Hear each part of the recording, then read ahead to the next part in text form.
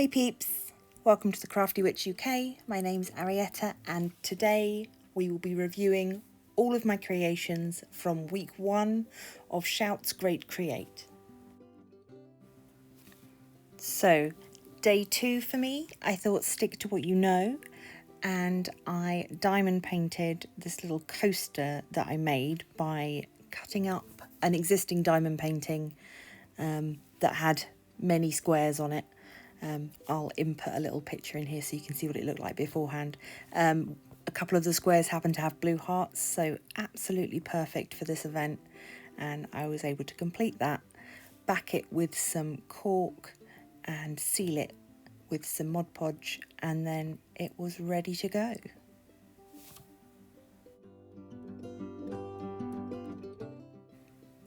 So on to day 3, quite a simple one for me this time.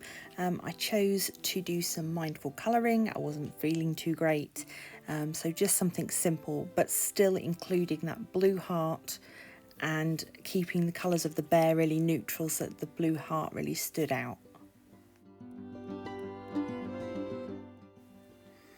And then day 4, something a little bit different. I thought I would get out my polymer clay and have a play with that and see what I could create by mixing different shades of blue together. I inserted them into a necklace frame, added some gems, and a beautiful pendant was created. I really enjoyed day 5. Something very freehand. I just got out all of my blue acrylic paint, got a plain white canvas, and just experimented to see what came out in the end. And I'm really pleased with the finished result. Day 6 was a bit trial and error. I don't think I've completely got this one how I want it, but I might have another go later on in the month. I used a glass clabouchon to make a paperweight using just cutouts of paper and some glitter.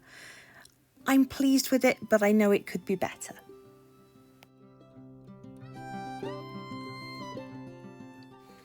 Sticking with the watery theme, I then went on to create this Deco patch Swan.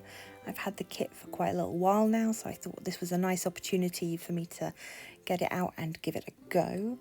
It was a really simple activity, very enjoyable, something that anybody should be able to have a go at. I then decorated the finished swan using some of my diamonds that I had left over from previous diamond painting kits. And I think one of the things that I really like about the swan in this context is the idea that the swan is paddling like mad below the waves, even though not everybody can see that and everything seems to be fine. I think that fits quite well with this theme of mental health this month. And finally on to today's craft. I used some of the leftover Deco Patch materials from the Swan and created this coaster with a nod to kintsugi, the idea that when things are broken, they can be fixed and they are then more beautiful than they were before because they carry that history with them. Another sentiment that I thought fit really well.